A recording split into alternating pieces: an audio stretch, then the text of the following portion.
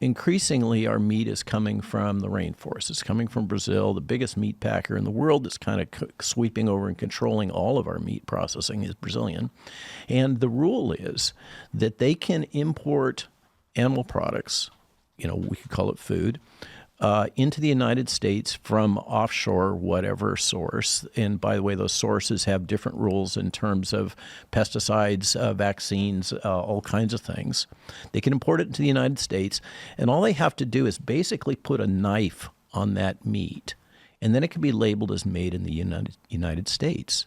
And you have no visibility in terms of what the chain is that brought that food to your table. The only thing that you can do in the face of all this is try to seek out local farmers and buy, here in Virginia, we love to buy local Virginia grass-fed beef, and where you're buying it from the farmer, and typically it's a smaller farmer. This is kind of the whole Joel Salatin issue. Yeah. Is getting away from these huge factory farms that's producing major amounts of pork, chicken, and imported beef, and back to more of a local, bottom-up, decentralized food supply for our meats, because basically the industry has figured out all these different ways to kind of cook the books. I think you have to get back. I think what Bob is going to have to do is get back to actually, as taxpayers, we're going to have to decide that we want to fund unbiased studies being done by our own science body that's hopefully selected by people like Robert Kennedy Jr. What I didn't realize before I started investigating, the pharmaceutical industry, is that the industries are doing all the safety trials. They're doing their own studies. They're cherry picking their own study. So they're not even, one of the things Robert Kennedy Jr. is going to do right away is he's saying, when he says radical transparency, he's going to make every industry show every study they did, not just the ones that gave them the result they wanted, so that we can say, wait a minute, because all we're seeing when you're at the FDA, if you're going to a VRBAC committee,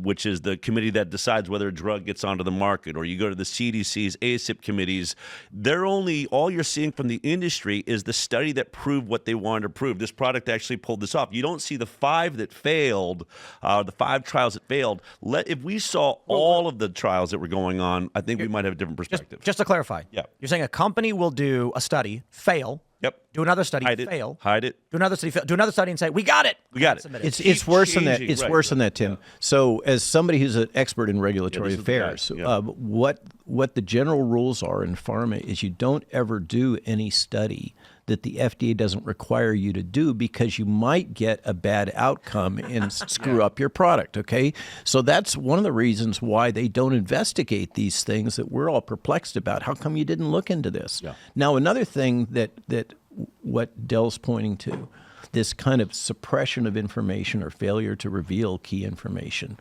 that is technically not allowed in terms of the FDA, and that's a case of not enforcing the regs that are on the books. So the rules are that if you're Corporation X and you're developing product Y, and some academic somewhere does a study that relates to product Y, you're supposed to put that in your regulatory package and disclose it to the FDA. They're supposed to, you talk about radical transparency. Yeah. The rules are that there's supposed to be radical transparency, and they're not being enforced.